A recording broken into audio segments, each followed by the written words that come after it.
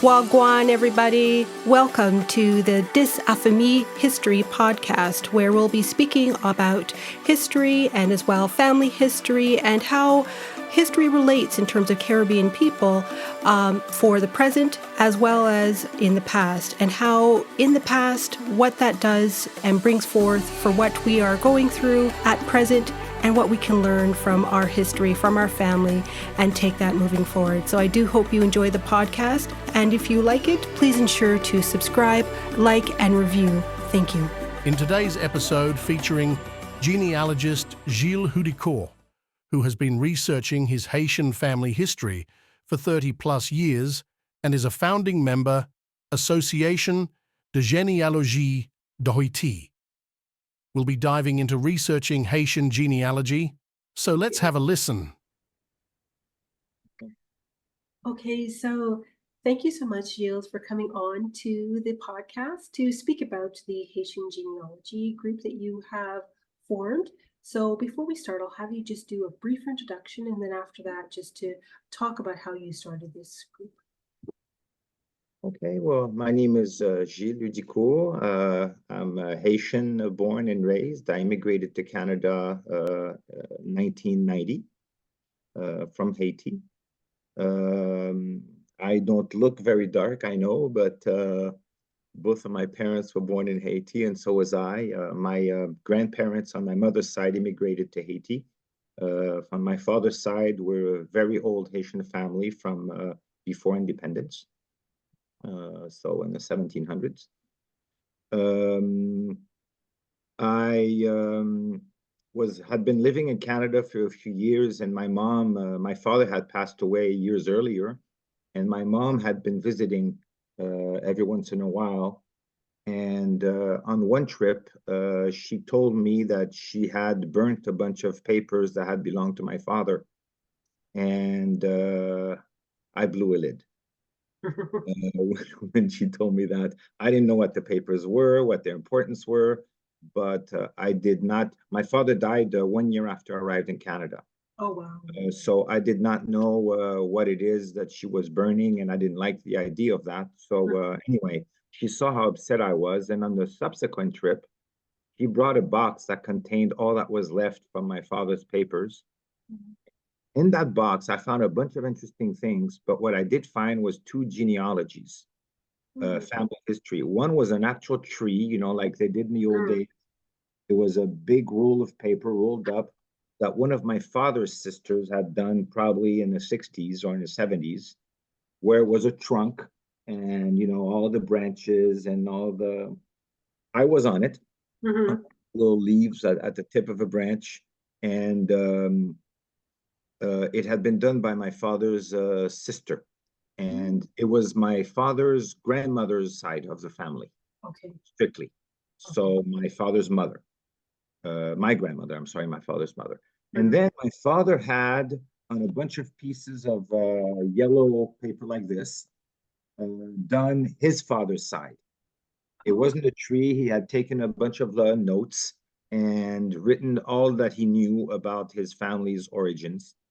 And so I took those two genealogies, and I looked for software, genealogy software. I installed this on my computer, and I entered all the information into the computer from both trees. I combined both. And since my mother had come for the summer, while my mom was watching her soap operas on TV, I had the computer on the desk next to her, and I started quizzing her. My mother was in her 80s at the time. Wow. So I asked her a bunch of questions to update all this information. And then I started emailing a bunch of people in the family, asking questions, to update everything. And probably within a few months, I had about 6,000 names.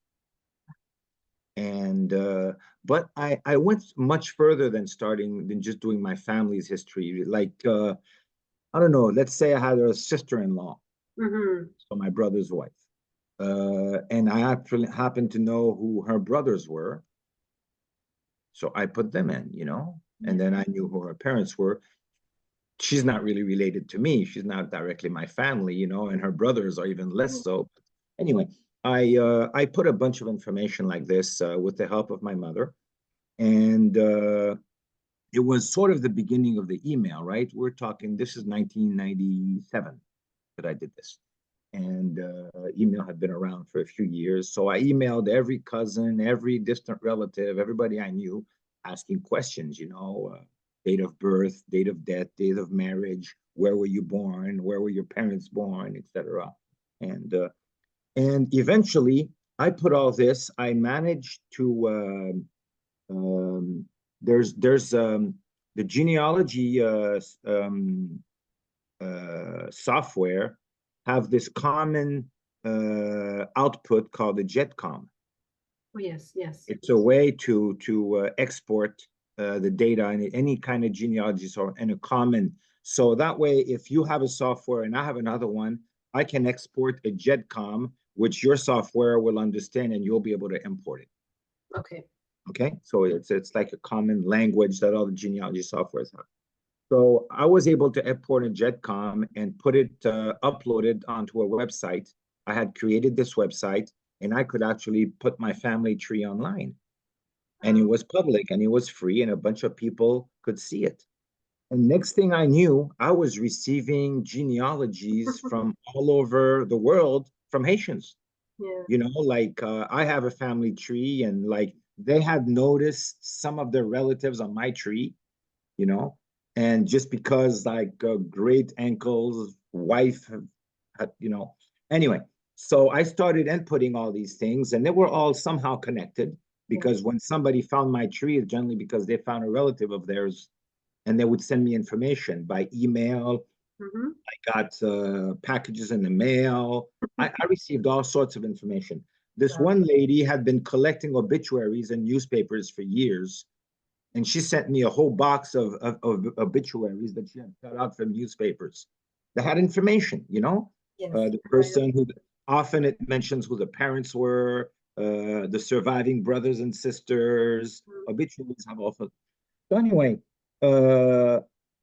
within a couple of years, there was really a bunch of interest, and the people who were most in contact with me, I got in touch with them, and I said, "Well, let's make something official out of it," And this is why we created l'Association de Généalogie d'Haïti, and we registered it in 1990s. It's going to be 25 years. So in 1999, it's going to be 25 years in May. We registered here in Canada, in Quebec, in May 1999. And we started recruiting official members. And at that point, we hadn't gone to the archives at all. This was just from word of mouth. This is all genealogy that, people would just get from their families. Often there was mistakes in them, but it was just what people knew about their families. And some of the people who joined our group who were from Haiti were accustomed to going to the Haitian archives and told us that Haiti had many archives that had survived all the different wars and the hurricanes and the fires that ravaged Haiti over the years, and that those records were there and that we could consult them.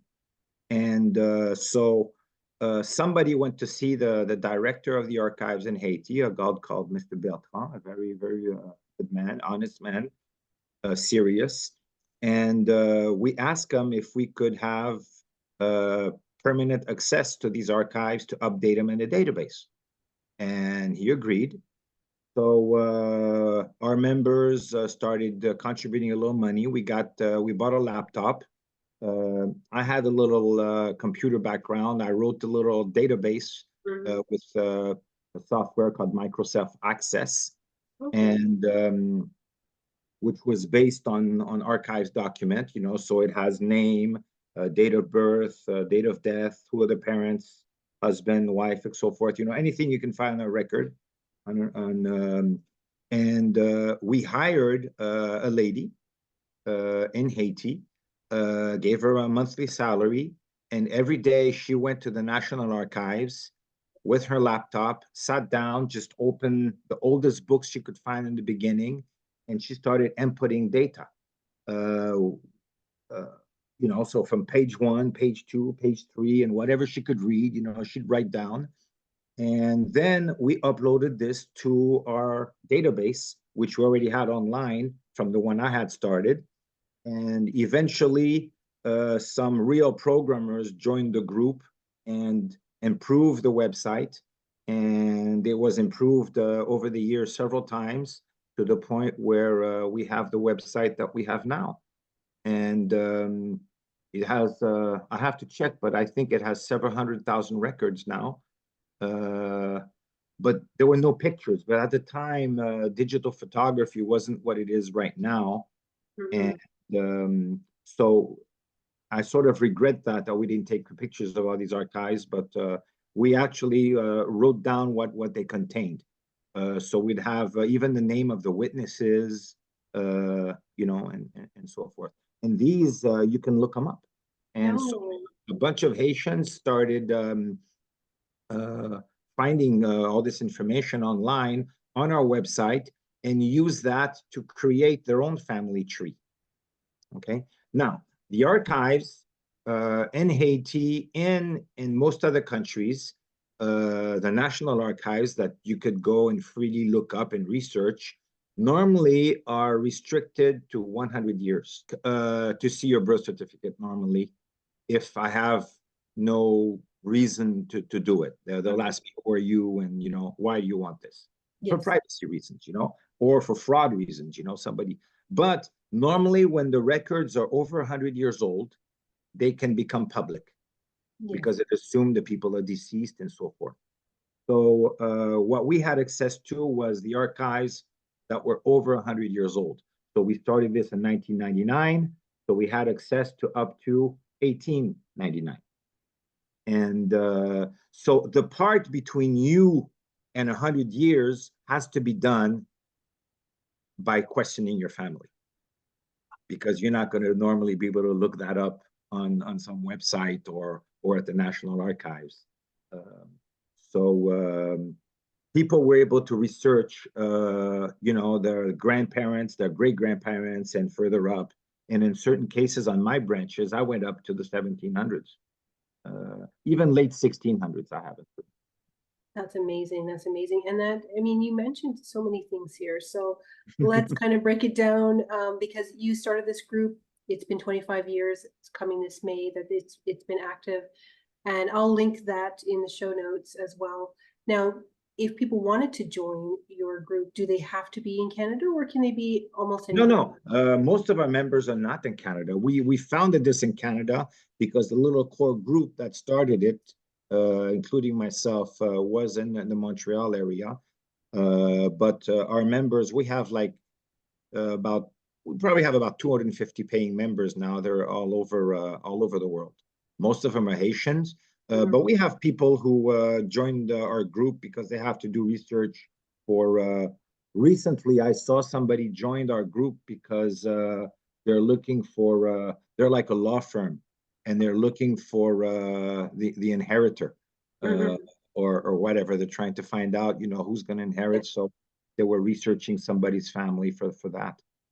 They Wow. didn't tell me who or what, but they became members, and they're using our group for that reason. Oh, that's amazing. And as well, you mentioned the fact that you had somebody in the archives actually going to the archives every day and Yes. documenting. Like Now we that's have 2 employees. We had started with one employee. Mhm. She worked alone for many years, and eventually we had her trained because she became very good at it.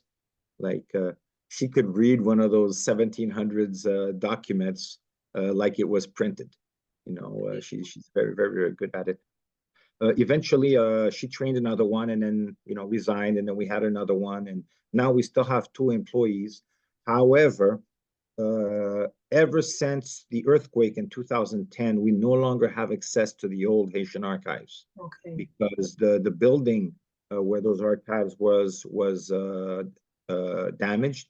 Mhm. Not the building itself, but all the shelvings Yes. collapsed, Mm. and all their filing system and everything. And after that, we lost access to that particular. The documents themselves were not lost, but we lost Mhm. access to that building. We thought it was going to be temporary because The director thought he was going to get funding to fix those old archives, and that money never came. He never found the funding. So ever since 2010, we've actually been using the Mormons' pictures, the microfilms from the Mormon, to continue the work.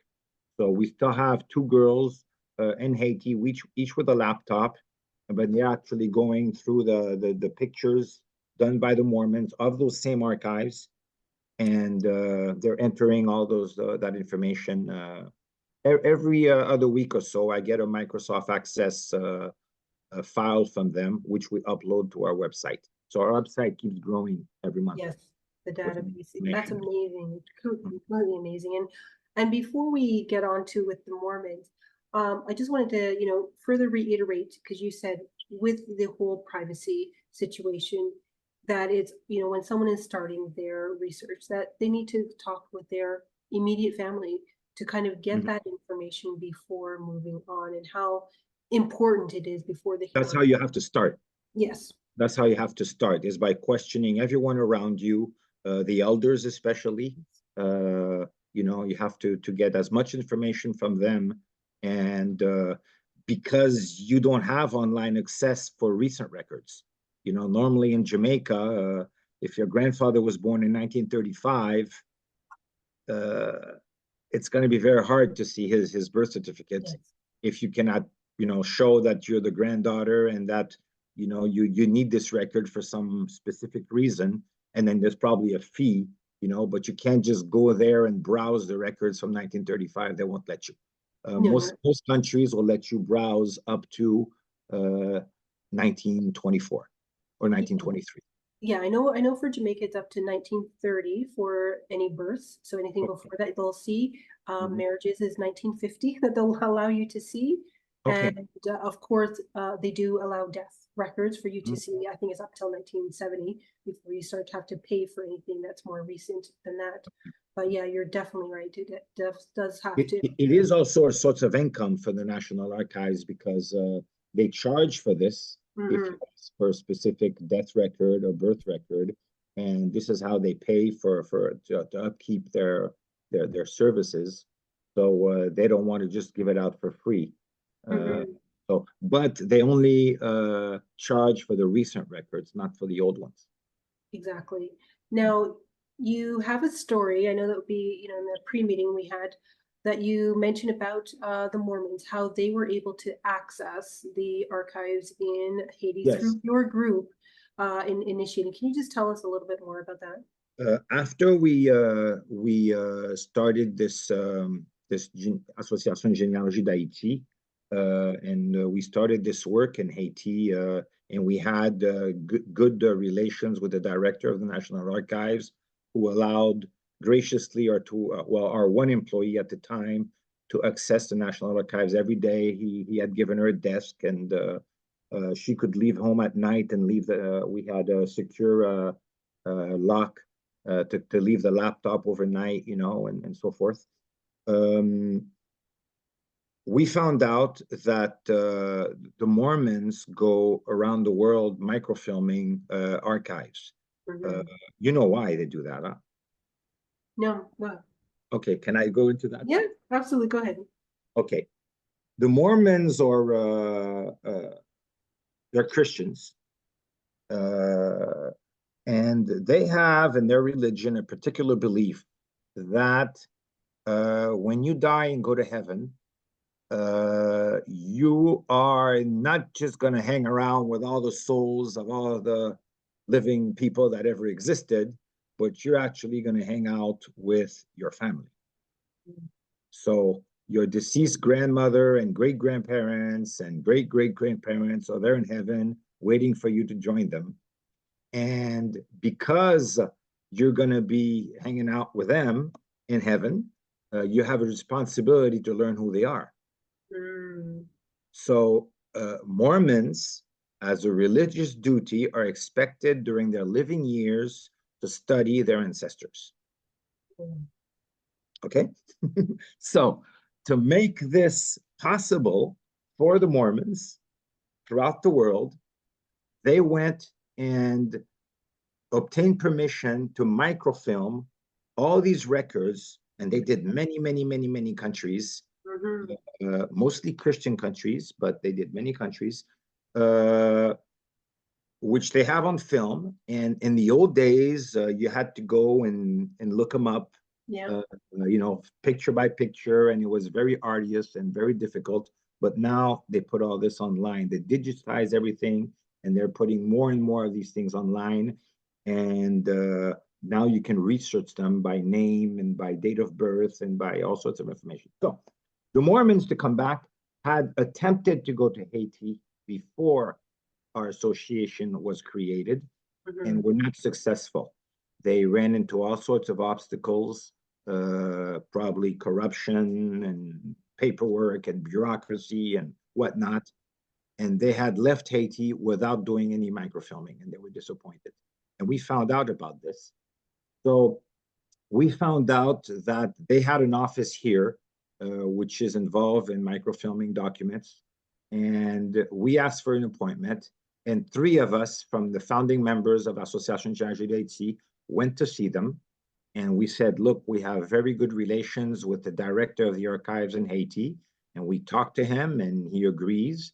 And we can arrange for you to come back to Haiti and have access to all the archives and be able to microfilm everything with no paperwork, no obstacles, no corruptions, nothing like that. Yeah. And so we put them in contact, and they went back to Haiti a second time, and they were able to reach an agreement with the National Archives in Haiti. And for many years, they actually, what they do is they send all the equipment, the cameras, the film, and so forth, and they train locals on how to microfilm. So they send instructors, okay, who show them how to do it. And then they leave, and it's the Haitian that they trained who actually do the work. There were probably 10 or 12 of them doing this work for many years. Whenever I went to the archives in Haiti to see our employee, I would see them in the next room where there were a dozen of them with their cameras and all their equipment. And then they'd send the rolls to, I guess, Salt Lake City, Utah. And now all this is online. Yes. All this is online now. So including the archives that we had, many of the archives that we had put on our website, which had no picture, it just had all the information from the acts.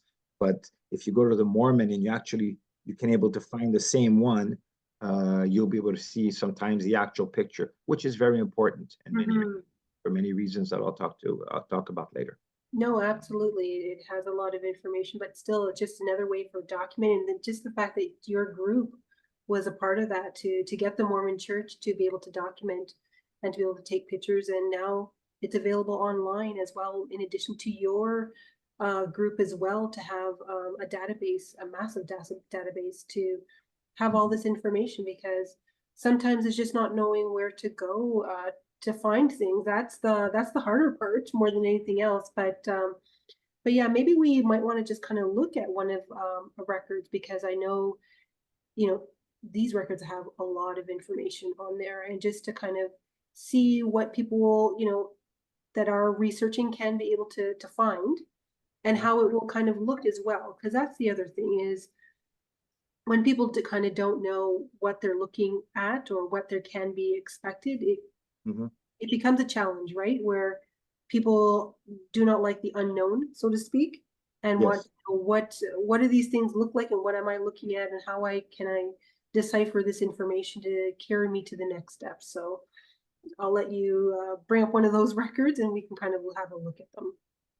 What I also wanted to mention is that often people who have information about your family history are cousins you haven't even met. Yes. So your second cousins have the same great grandparents as you do. So often you're going to think of only asking your aunt and uncle and grandparents and brothers and sisters. Then you have your first cousins, who are the children of your aunts and uncles. But if you go down to their cousins or their first cousins, they have the same great grandparents as you do. So often you're going to find information You know, like I didn't have the picture of a certain ancestor, but one of my second cousins did. Yeah. And it's maybe a second cousin you've never spoken to or that you don't have any relations with, but they have this information and it's your direct ancestor they have information about. That's right. So it's very important to reach out to all these people that you know exist, but then you're not necessarily in touch with to get the information from them. I'll show you some of the records that I dumped them, a bunch of them in this file. I think.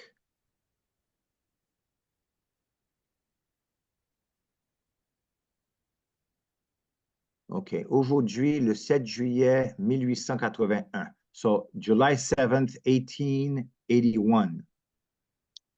En 68e de l'indépendance. 68th year since Haitian independence.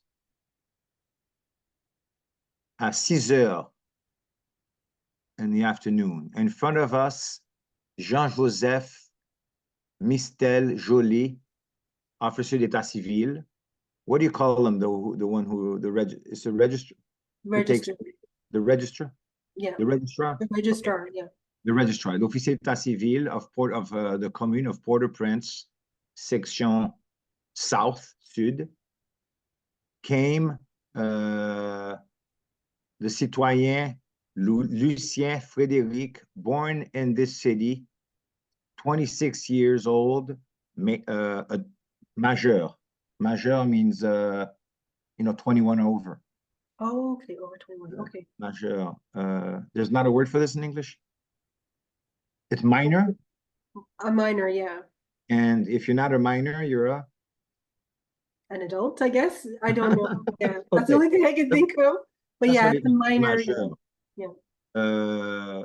Works for employé public means work for the government.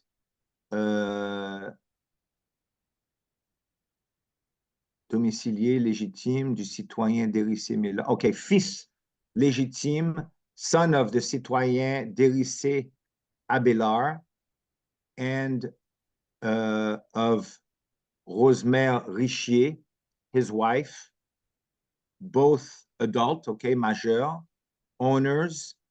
Owners means you own property. Okay. Okay, de propriétaire means owners. So living in this city, and they're acting with the consentement, meaning that the parents approve of the wedding. Okay. Consentement de père et mère, meaning the parents are there and they approve the wedding on one part, and this is going to be the bride. This is a wedding certificate. Huh? Demoiselle Marie-Louise, née en cette ville, 22 years old, so born in this city, 22 years old, so also adult, majeur, owner, living in the city, legitimate daughter, fille légitime, legitimate daughter in French means that the parents were married. Okay. Illégitime means that the parents were not married, okay? So fille légitime, de feu Carl Meuse, so they're saying the feu Carl Meuse is her father, and feu means that he's deceased at the moment of.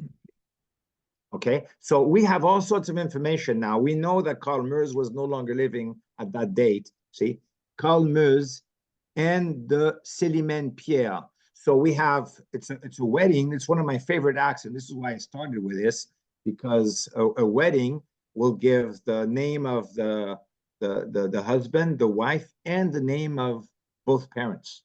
Mm-hmm. And de sa ville, âgé de 22 ans, majeur propriétaire, de feu Carl Meuse et de feu Télisma Mier, both deceased in this city. So now we know that the parents were deceased, the wife's parents at that time were deceased, and we know where they were deceased in the city.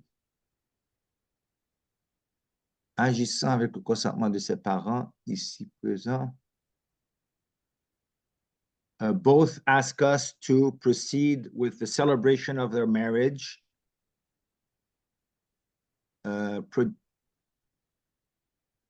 Projected devant l'hôtel. Okay, this is about, in those days before you married, you had to publish it in the church that they intend to marry. So in case anybody opposes, they could. So that's what that part is about, that they had published the intention of marrying, and the other page is on. So when they published in terms of with marriage, did they have to do that for a certain amount of weeks so they know in for Sometimes I think it was a few days or a couple weeks earlier, yeah. Because sometimes I found two or three acts like this on the same couple, and the first couple are actually the publications that they have to publish, and they would print it out and put it in front of the church or in front of the mayor's office, wherever. And then the last one is actually the actual wedding. Okay. Okay. Si j'ai aucune dépension manquée aujourd'hui, faisait à défaut l'acquisition. So nobody opposed the wedding. So, après avoir donné par la préfecture du chapitre numéro code civil, this something about the civil code, des droits respectifs, futurs époux. So this is one of those publications. It's not your actual wedding. Okay. Respectivement affirmé, Lilia Abélard, Marie-Louise sont unis. Oh non! Marie-Louise sont unis par le mariage fait devant nous, Louis-Meuse, citoyen Jean-Baptiste, and then all the witnesses sign. And see here, you can see the signatures of everybody who's mentioned. Wow. And see, and you have here, Modeste Hudicourt. It's my great-great-grandmother. Wow. Yeah, it's my Modeste is my grandfather's grandmother. Okay. Yes. What's so interesting about the record is that everything is handwritten, so you know exactly, and it was very specific because again, it mentions how many years after the independence of Haiti, which Yes. I find It always starts with that. yeah. It always starts with that. See, here. Aujourd'hui, le 7 juillet 1881, en 78e de l'indépendance. It helps me a lot because sometimes the page is ripped or it's blotted out, or there's like a watermark and you can't really see the date. But then you can read how many years is there after independence, so you can deduct what the year was. It's yeah, this is one of my favorite type of records that we can find is wedding. It has a lot of information. So it has who married who, it's the name of their parents, it has their age. Sometimes it even mentions exactly what date they were born. And often, if the parents were from another city, it will mention that also. No, it so then you know where to go look for a certain record. No, absolutely, very detailed with all the information. So it's not just kind of like with the British records, only in the earlier part that was written kind of like this, but then later on it became a more formal and chart and everything else like that. But good to know that people were able to sign, everybody that was mentioned signed, you know, that record, which is, you know, amazing to kind of see that in black and white. And here you are showing again a very frail document. Yes, sometimes they're like that, you know, so the information is missing. You have to be very careful when you're taking a picture. You see here, they actually laid it out on a cardboard, and sometimes some of the pages are okay. So this is he was born, this is like 5 generations before me.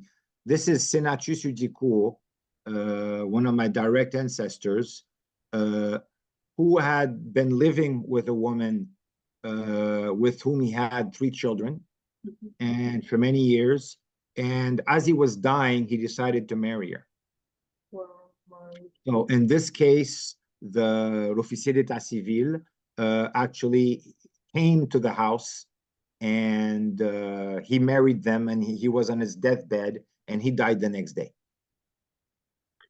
And I was able to find this record.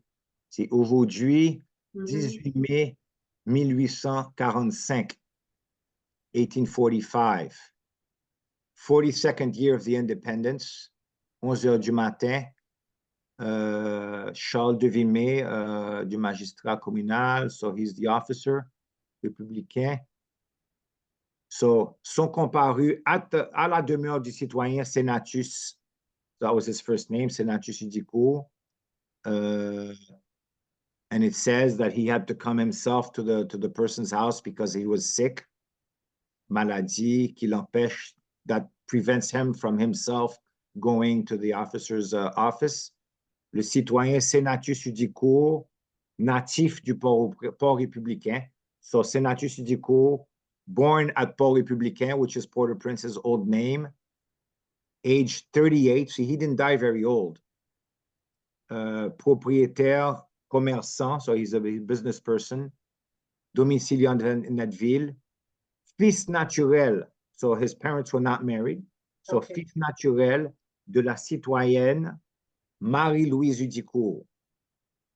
And that's all it says. We never forget to find out who the father was. Okay. So my name is Hudicourt. I descend from him, Senatus, and I know that his mother was Marie-Louise Hudicourt. I know who Marie-Louise Hudicourt's father was and mother, but his father, I never found out who it was, and I never probably will. Okay. And then he marries Elisabeth Azor, natif du Port-au-Prince. This is the oldest ancestor whose picture I have. Wow. I'll show it to you in a little while. Okay. Elisabeth Azor. We have actually, it's a painting. It's not a photography. It's a painting that we have in the family of Elisabeth Azor of Port-au-Prince, 37 years old, etc. So, and then, is there a page 2? Yeah.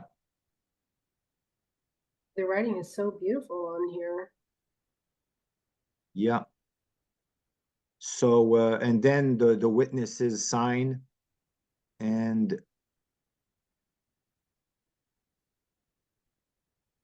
I don't know whose signature is here, but yeah. So you've posted everything on Family Search. Yes, on Family Search I have, and this is Elisabeth Azor.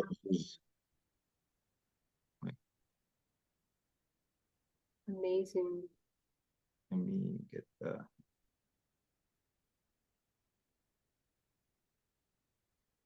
And how were you able to obtain this picture? We had this picture in our family. It was at my aunt's house for many years, and it took me a long time to track it down because my aunt died. My aunt, who was in possession of this picture, died in the late 70s. Everybody in the family, the elders, knew this picture, it existed, but we couldn't track it down. And it actually, it's only about in the last 7 or 8 years or so that I was able to find the picture. It was boxed by one of her children, and then a great-granddaughter had it, and she finally found it in the boxes. And so there he is. This is Elisabeth Azor, born around 1806. Wow. So she's the wife of Senatus Hudicourt, who was born in 1806 as well. Her, I wasn't able to find anything on her. I have her wedding certificate. I have her death certificate, which I was able to find. I have the birth certificate of her 3 children, 2 of which died when they were young. Only one got to become an adult, and who's my great-great-grandfather. But her parents, where she's from, I was never able to discover. It's one of my dead ends. But I have her picture. You have a picture. That's more. That's like $1,000. That sounds like $1 million to get a picture. What I've also done, I'll go ahead and mention it while I'm on her, is I went to the cemeteries and took pictures of tombstones.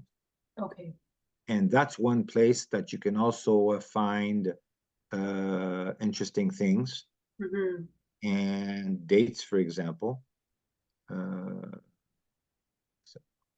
Sorry, I clicked on the wrong thing here.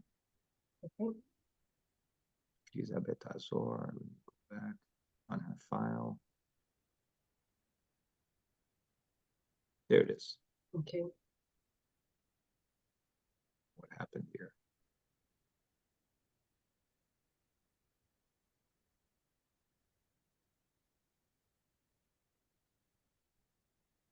There it is.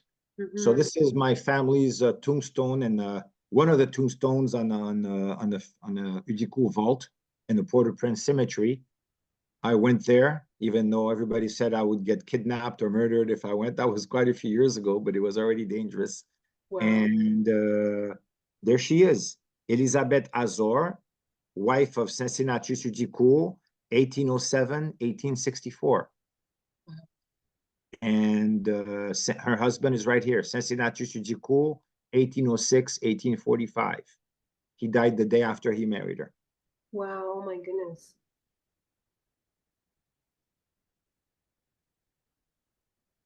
And these are all the children. This is all, so he's the one who built the vault, Cincinnatus, and this is his wife, Elisabeth. Télismar is one of the children they had, who died when he was 13 years old. Actually, he's probably the first one who went in the vault. Oh, wow. Because you see, he died in 1943. And this is Augustin Jean-Baptiste Hudicourt, who became general at the time of his death, who was their child, who was 1886. So he's my grandfather's father.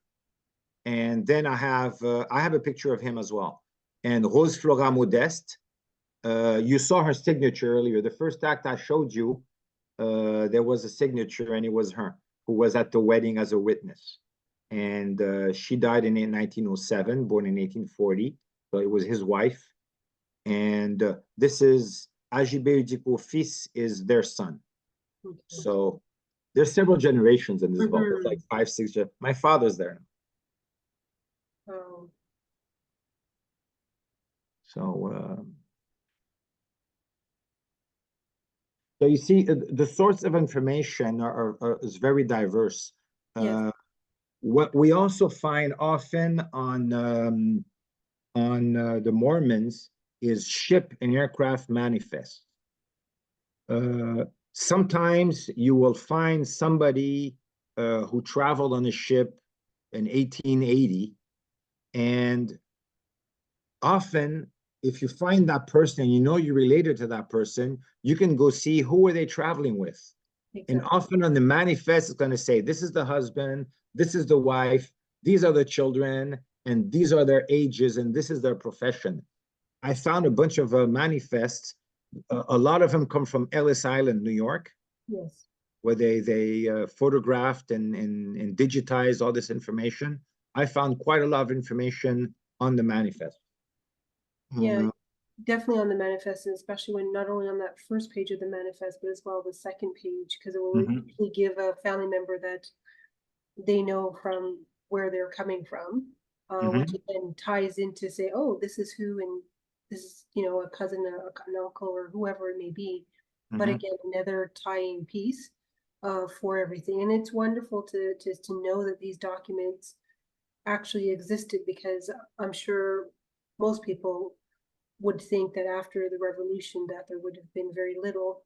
Now, most of these are going to be in the Haitian archives. I know you mentioned before, you know, in our pre-talk, in regards to some of these being in the archives in France. How much actually got copied over, I guess, in France? This is pre the colonial times. Yes. Before Haiti became independent in January 1st, 1804.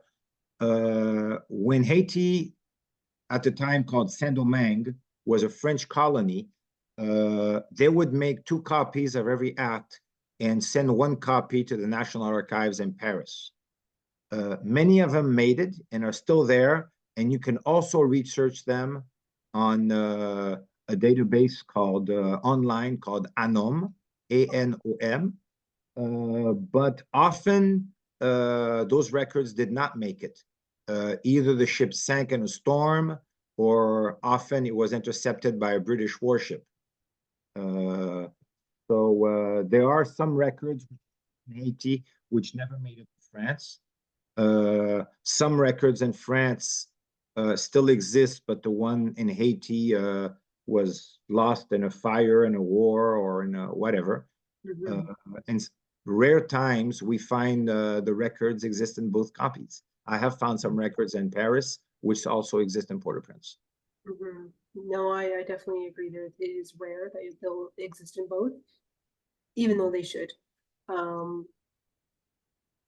I came here, I put this picture of the signatures. Yes. Signatures, when available, are very important, especially when you have a common name. Yes. Okay.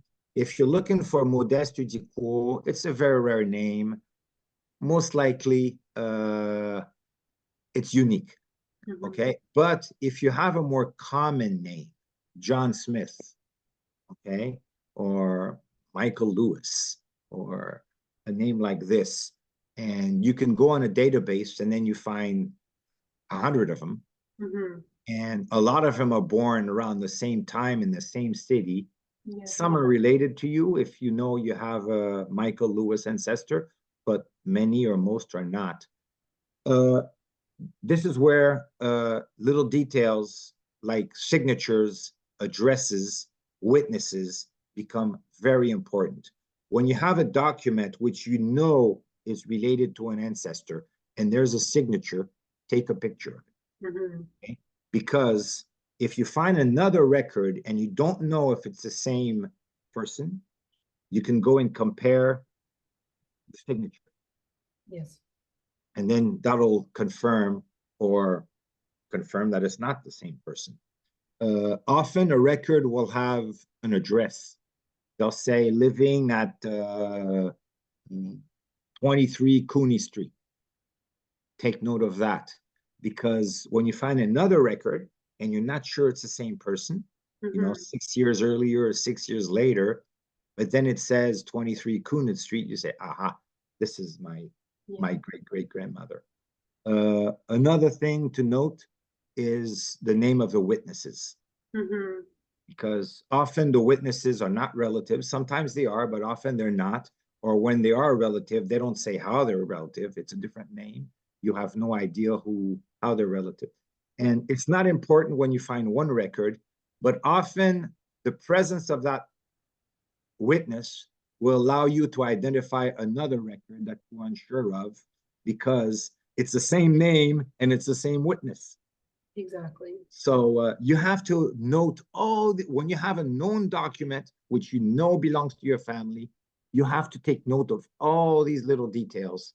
And it's all those little details that will make you connect the dots and fill in the puzzle and be able to identify all the records that are related to your family.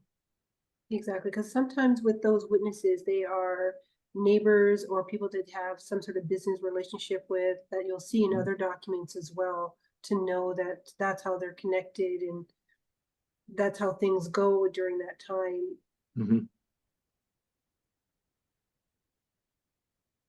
And you just wanted to bring up this manifest? This is the shipping. Just an example of a manifest.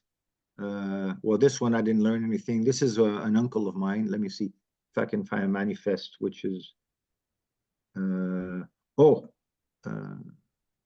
because as well, because the islands were so close, like Haiti, Cuba and Jamaica, I mean, I too have some French family names that I'm sure would have come over from Haiti to Jamaica, and vice versa, because there was a lot of movement during those times, and especially between islands. And just to know that, I know on one branch they were born in Cuba, but they were raised in Jamaica. So I mean, just to know that there is that connectivity between, especially those three islands, and of course with Haiti, especially in a time when people took sailboats to go from one place to another, you had a tendency of doing business and buying things and with your neighbors.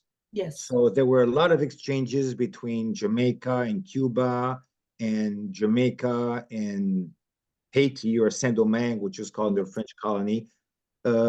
Sometimes even when there was war between the colonial powers in Europe, there were still exchanges going on between the colonies here. Then during the Haitian Revolution, a lot of French families and their slaves fled to Jamaica. Many fled to Cuba. Many fled to Dominican Republic. Yes. And Louisiana, New Orleans was practically founded with refugees from Haiti.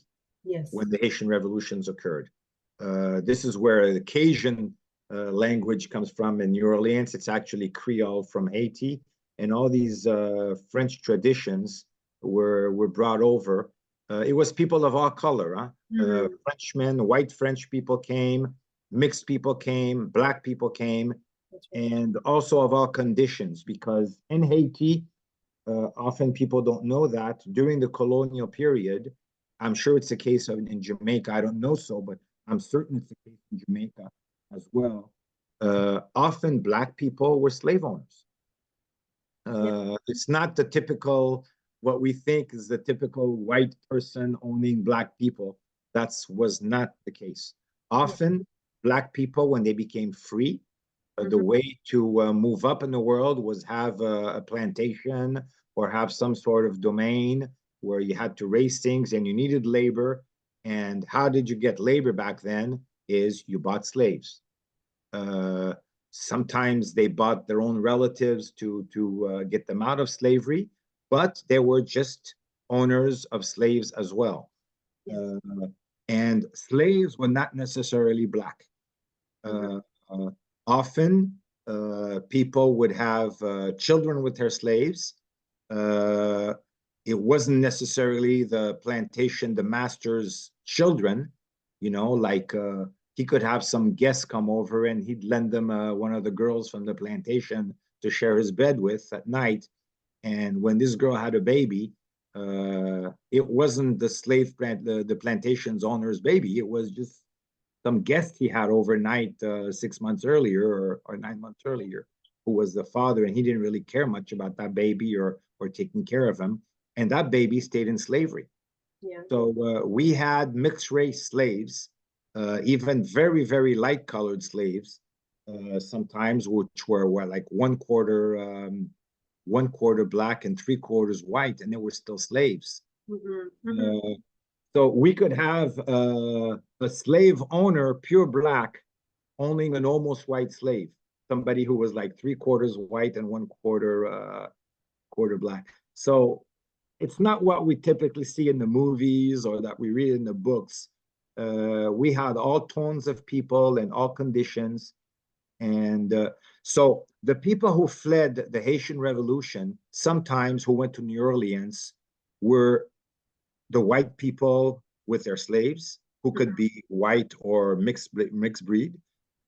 It was colored people who were free and sometimes also fled with their slaves, which could be practically any color except white.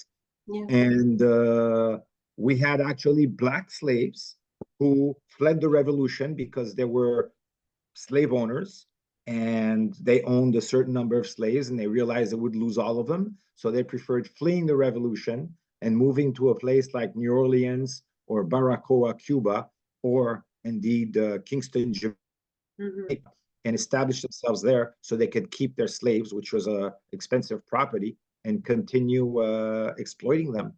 Yes. No, for sure. I mean, that is a narrative that isn't very well spoken of, and people are kind of surprised. And definitely when I saw it in my records of, of seeing, somebody sell their own children to pay their taxes is quite astonishing. But those were the times. I mean, that New World Order was in human flesh, and that's how they were unfortunately seen. So it's just one of those things. But yes, it's just, uncovering all of those documents, seeing those things. But as I said, as I told you already, I think it's just quite fascinating that every year on each record they indicated as to how many years since the revolution, meaning that was a very important event, and it meant something for them to document that on every single record moving forward. But going to your group in terms of what other, I guess, support that you offer to people that are researching their family tree. Okay, our group does not officially really offer any support to help people. We provide these two databases. Okay. So one is a genealogy database, and Mhm. one is a database of just straight records, birth, deaths, marriages, divorces, and so forth. So we give them access to these things, and they can research. And we used to run a forum years ago, but it shut down. And now there's a group which is not directly, it's not our group, but Yeah. I'm a member of it. It's a Facebook group which has several thousand members, and I work a lot with them. And on this group, you can actually become a member of that Facebook group and ask questions and ask for help. And or ask, like, I can read these documents because I'm used to it, but sometimes some people run across one of those documents, and especially like if it's a second generation Haitian in the States or in Canada, and well, in the Canada, they often speak French, but like a second generation Haitian in the States would likely no longer speak French at all. And then this document's in French, and then they come and help. They said, okay, I found this document. It's my great great grandfather, but can you help me read it? Okay, so right away, somebody in the group will pitch in and translate the document and read them and help them, give them also pointers on where to research, how to research, etc. No, So that's this Facebook group has about 77,500 members, wow. I think, right now. Yes. Amazing. And then, just so we can end this discussion, what other final thoughts that you wanted to give that we didn't mention already? Okay, we found this one. It was my grandmother's. Okay, and my grandmother would write all sorts of information on our family Bible. Okay, who died, who married who was born.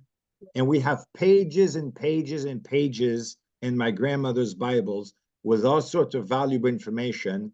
It's one of my cousins who was able to locate this Bible. I don't know who had it, but I started this. I had been doing genealogy for 15 years before somebody popped up with this Bible.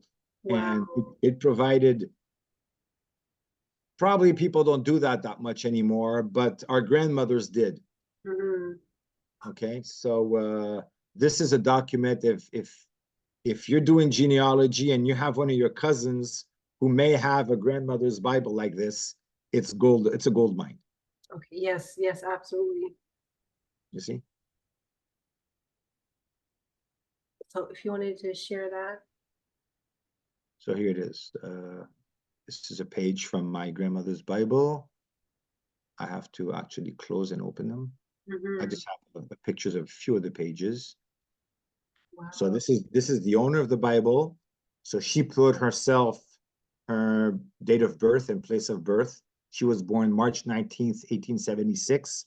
And somebody wrote, probably her husband, because he died after her, 6th of August, 1939. Okay. And they were married 12th of October, 1903 by the pastor Bellegarde. Belland. My grandmother grandfather were Methodist. Okay. And so here's a few pages from the Bible. See, Marianne Hudicourt,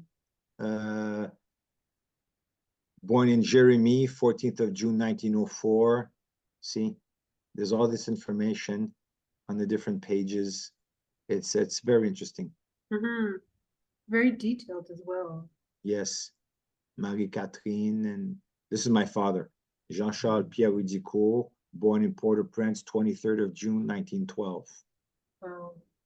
So this is another source of information